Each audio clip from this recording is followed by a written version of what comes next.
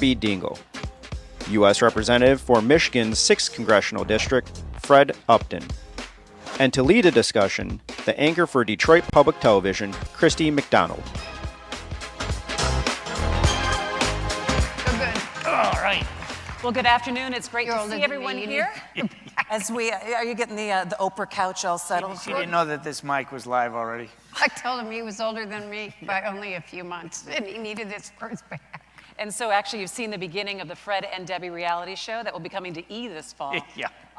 I've actually had a chance to spend some time with them today, and I really enjoy the fact that we're talking about civility when it comes to politics and to Washington. And we will get to some of the work that you're doing together, and also the fact that you're co-chairing a task force post-Parkland shooting on gun issues with the caucus that you're working on. So we will get to the politics of where you're headed today and what's actually going on in the Capitol. But I do want to start off with the larger question of civility. And wow, DC gets a real knock that you are the most uncivil place around. Do you think that is too tough on you, or is it pretty accurate? I think it is pretty accurate. We got some pretty rough characters there, and you know, in 24/7 news and everything else, you look at the different shows that people watch. Yeah, it's accurate. That's an accurate thing. And one of the things that I've always done, and I know Debbie has as well, is you've got to, you know, if you want to get something done, and as I look at people back in my district, they don't really care if you have an R or a D next to your name, Republican or Democrat. They want it done.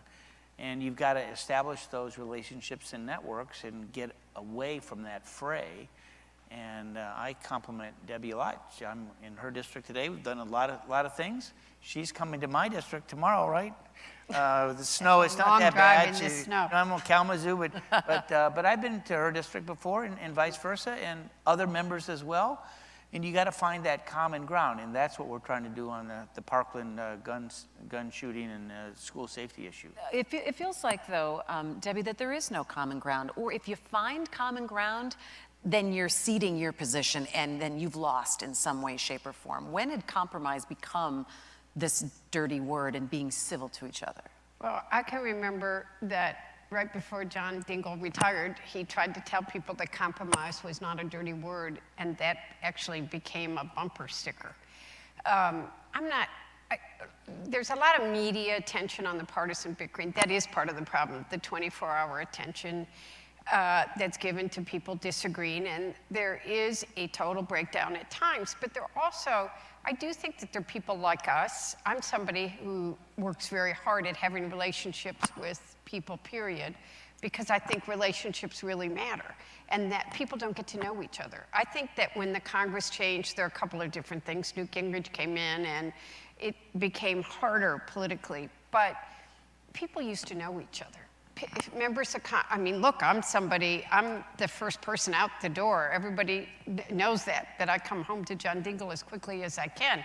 But thankfully, I had relationships before I went to the Congress. But we go in now on Monday nights, so we all leave on the 12:30 or the 3:30 flight, and we're back. Most weeks we are out on Thursdays. We're on the 12:45 flight, and we're back here.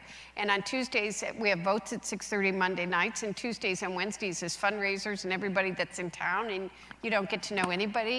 It used to be people knew the kids went to school together, families, and socialized. There aren't relationships the way they used to be. Therefore, you don't trust people, and there's a total breakdown just in that. So I work hard to develop relationships. So there is something then, Fred, to well, back in the day, things used to be a little bit different in Washington. Yeah, I think that's, I mean, I wasn't there all that many years, but yeah, I think that was right. I mean, people didn't fly home every weekend, particularly those on the West Coast. I can remember stories of Rostenkowski and Bob Michael, the Republican leader, and they would drive back like every 3 weeks. You know, for me, it's 670 miles from St. Joe to D.C., and you didn't have the interstates back then, but they would pack up a car, and but they, you know, the families really did know each other, like Debbie said, and you didn't have the relationships. You didn't have as many recorded votes maybe as well. Now we have generally about 600-700 recorded votes a year, so we got more issues, and you've got, you know, because the Congress is closely divided between Republicans and Democrats, and it has been with either side being in charge over the last 10 years, you got a narrow difference, and so you got different bands of folks who think that they can, put their elbows out on the table a little bit harsher, and they've got a media source, one network or another, that's going to play that up, and so it's tough. It can be a pretty rough sport. Okay, hardball. so how do you change it then? How do you change the atmosphere of incivility in Washington? And things have changed, and there's a different way that people are communicating with each other. So we have a group that Debbie and I are both part of called Problem Solvers, and it's an equal number of Republicans and Democrats. Nolan actually did a very favorable piece on it last week.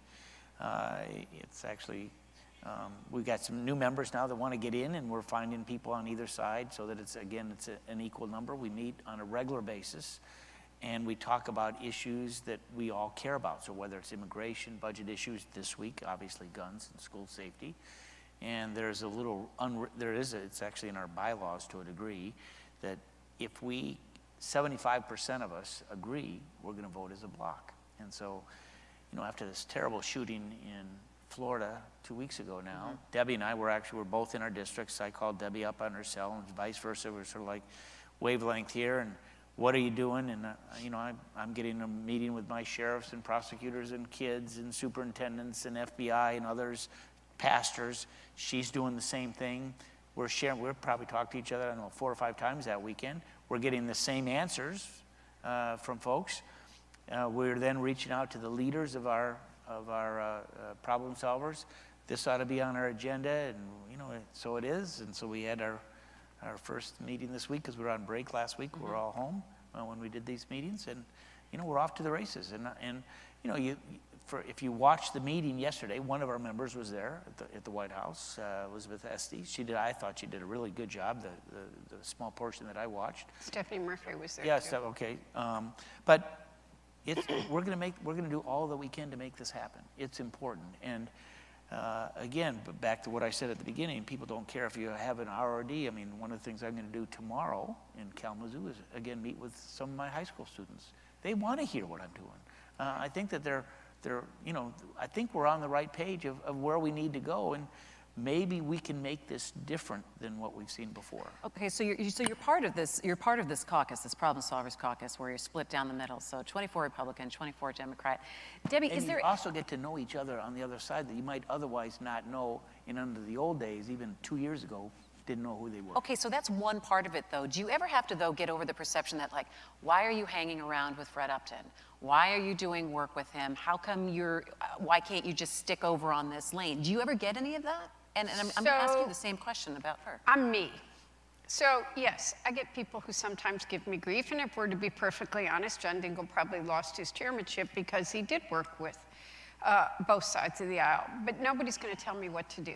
I'm very lucky that I'm at a point in my life that I know who I am. I've got my 2 feet on the ground, and I'm not, everybody knows me. I mean, I organized the bipartisan retreats in the 90s as a spouse before I ever became a member of Congress.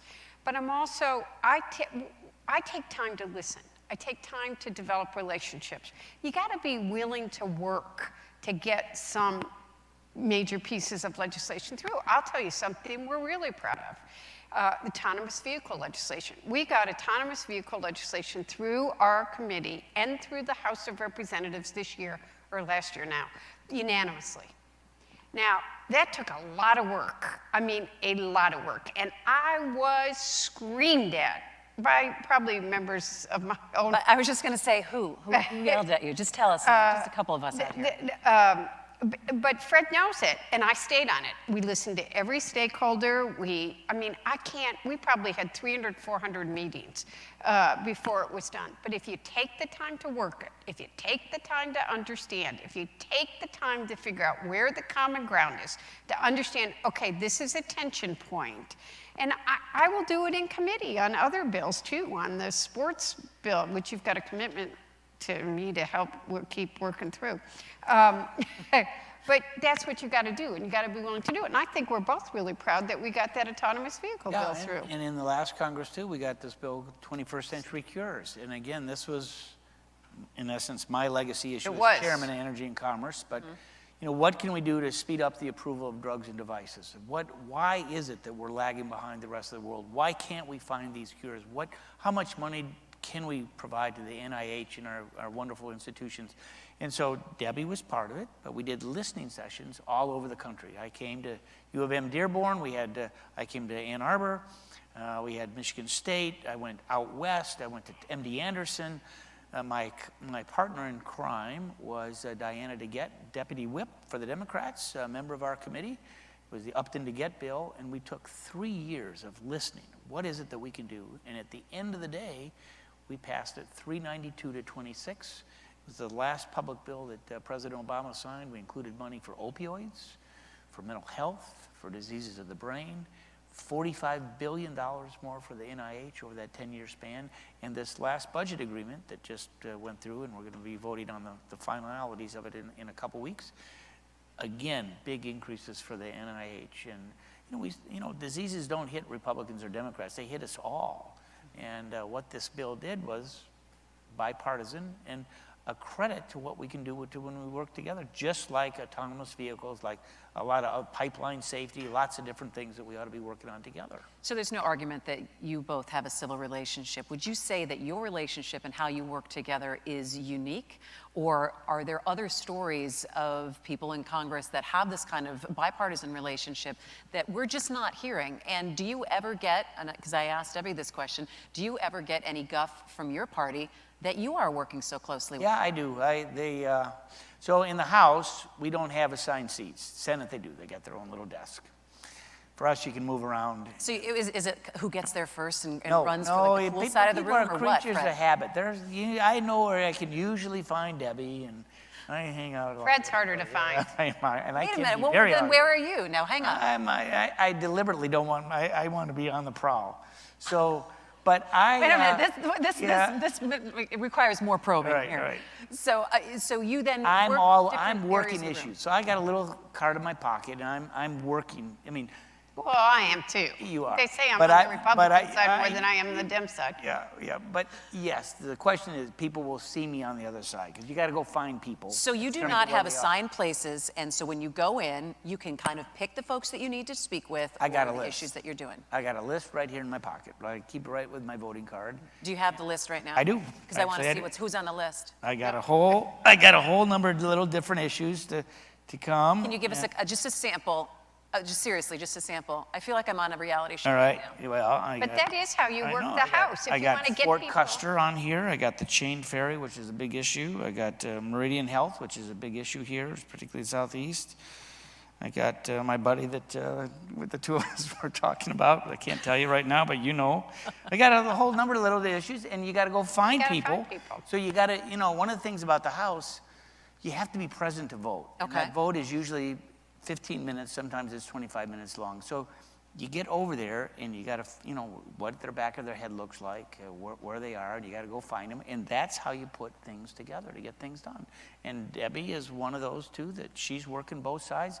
Good, number of members are. Some are just bumps in the log. They just sort of sit there and you got to go find them. But, and so you know where they're sitting. Go ahead. I want to tell you a story that was just last week. Because actually, I thought you were going to tell the Kate story. But no, I'm not telling the Kate Upton story. I'll tell that later. That's a good story, by the way. I heard. But last week I was having, some of you may have read about it.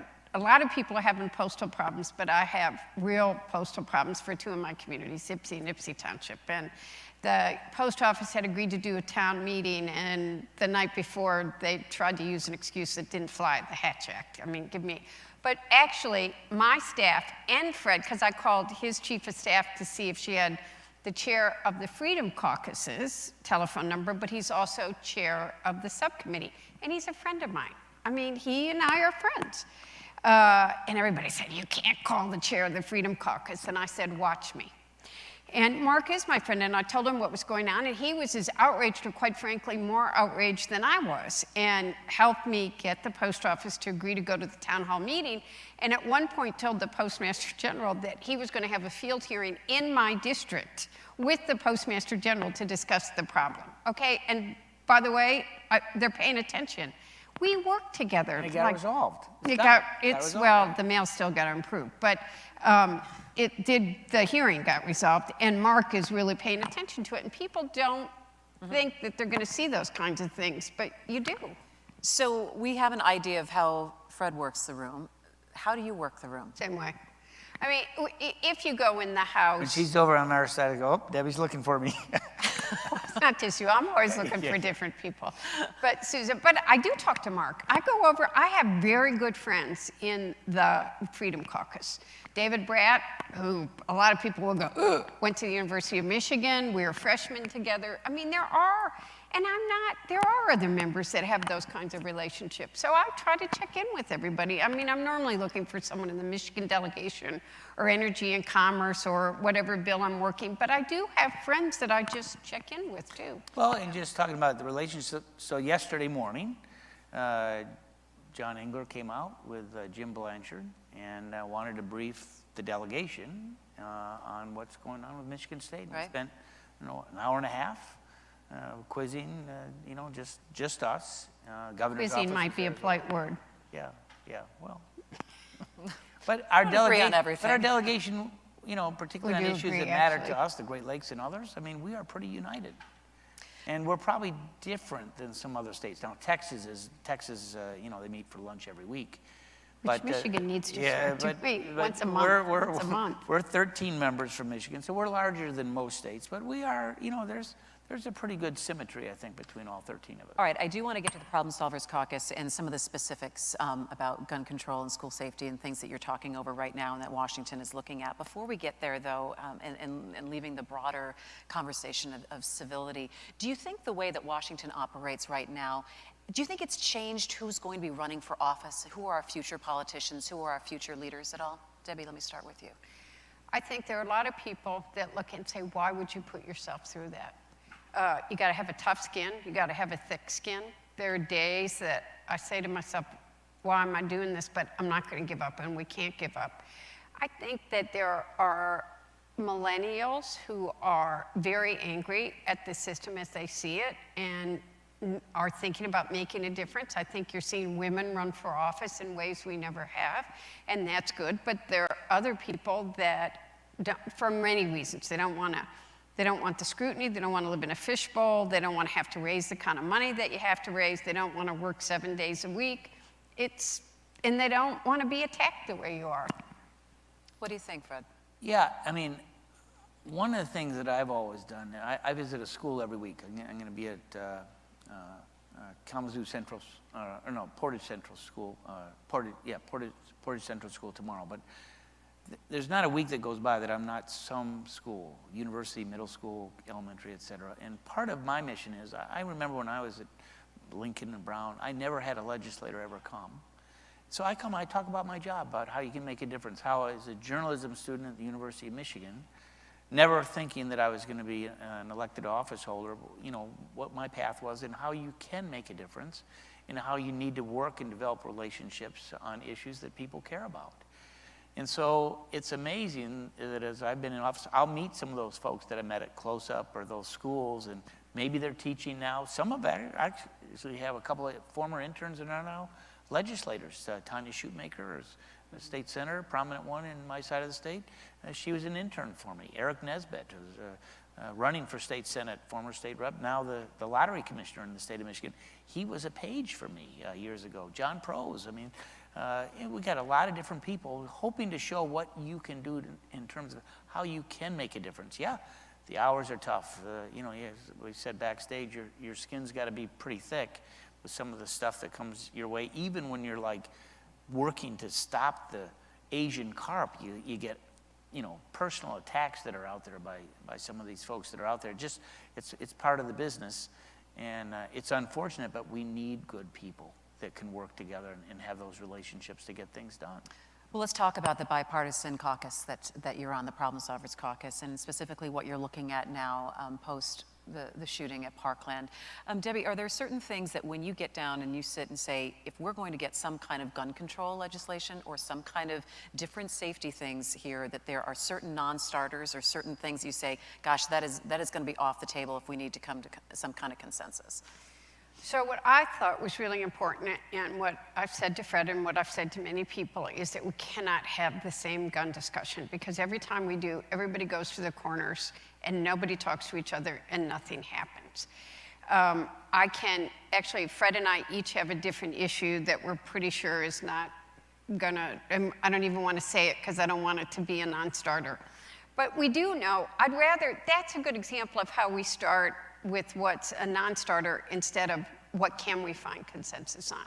And I think we both agree that, and Fred talks about this eloquently, has put together the list of all the pending gun bills that are there that's going to be circulated and ask people what they could agree and not agree to. And I'll let you talk about the 75% rule.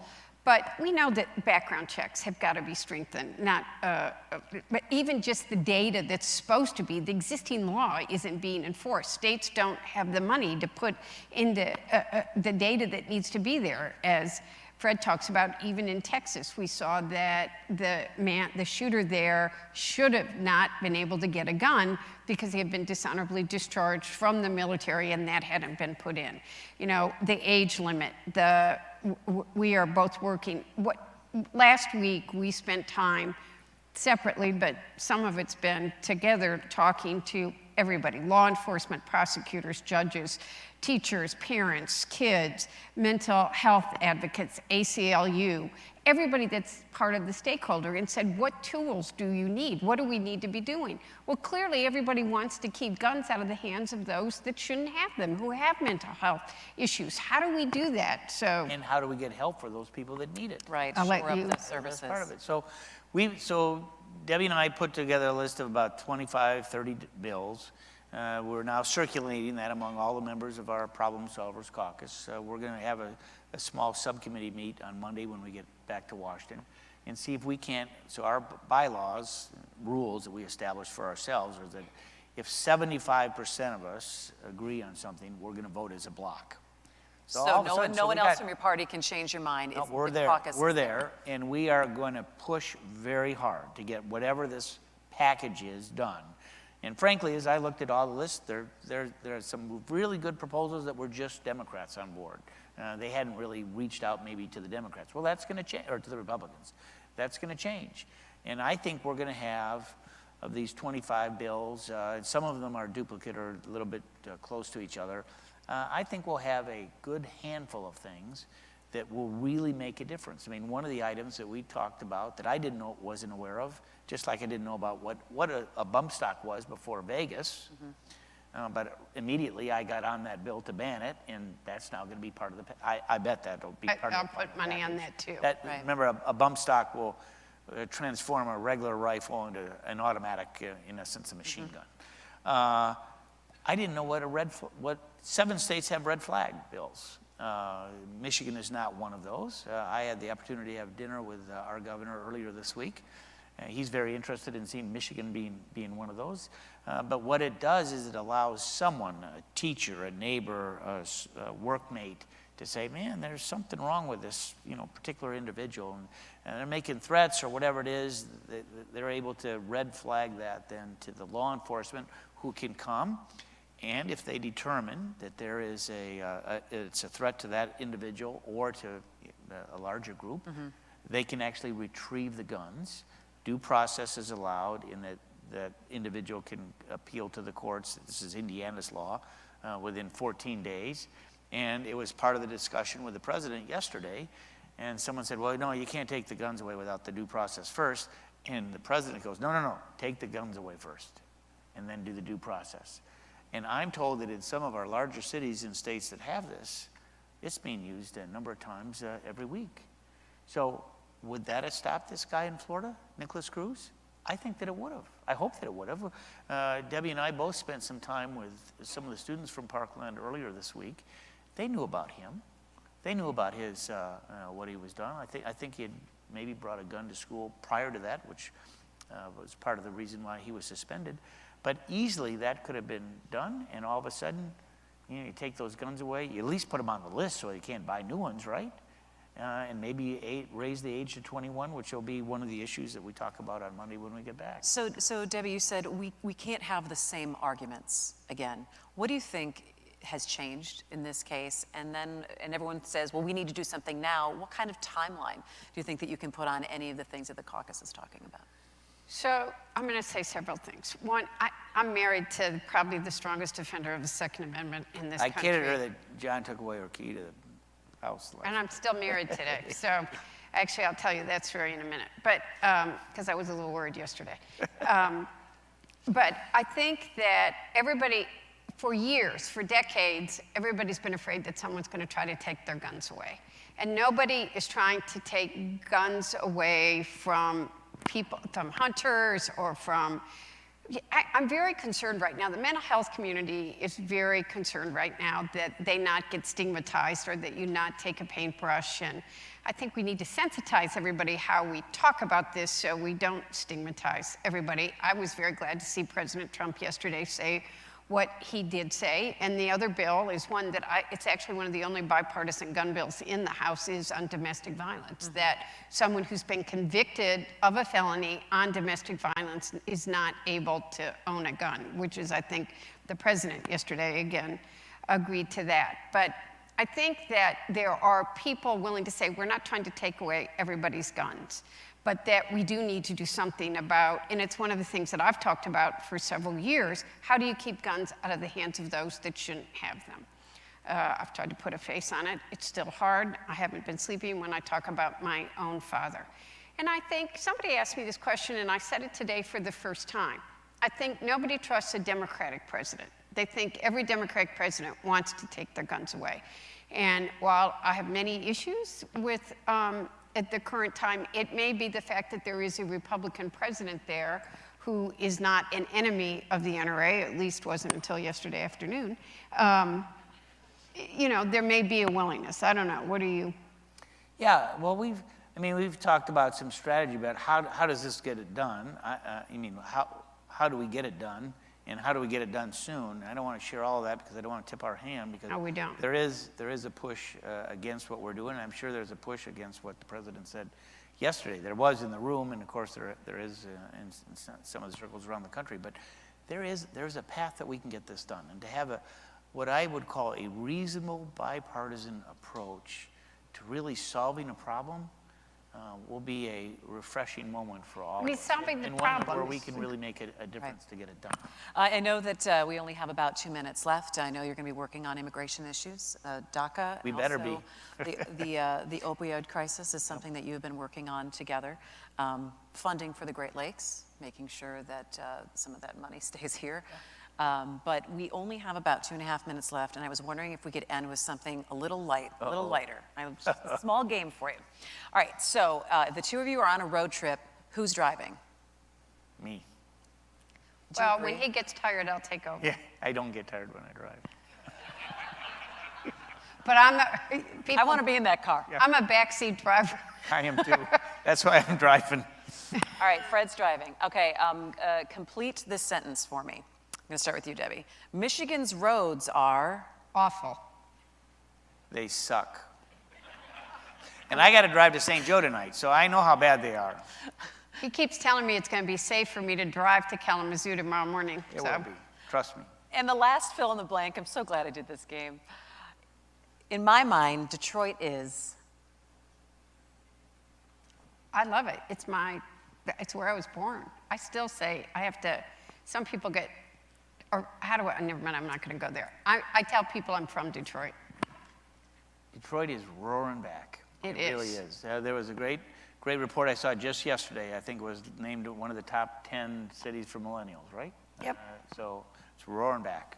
It's exciting. Great. We love it. It's wonderful to see that. And I know Paul Hilligans and others are in the audience here today, and they had a big part in making sure that, Michigan's on the way back. Well, we appreciate all of your bipartisan work together. We look forward to hearing more out of Washington, and I really appreciate your candor about civility and moving forward. That is going to do it for our program today. We hope that you join us in the exhibition hall so we can continue the after-party Detroit Policy Conference. It's great to see you. Have a great evening. Be safe. And avoid those potholes. Thank you for attending the 2018 Detroit Policy Conference. Please proceed to the Detroit Experience Hall for a reception and continued conversation during Detroit's Last Word, sponsored by Wayne County Community College District.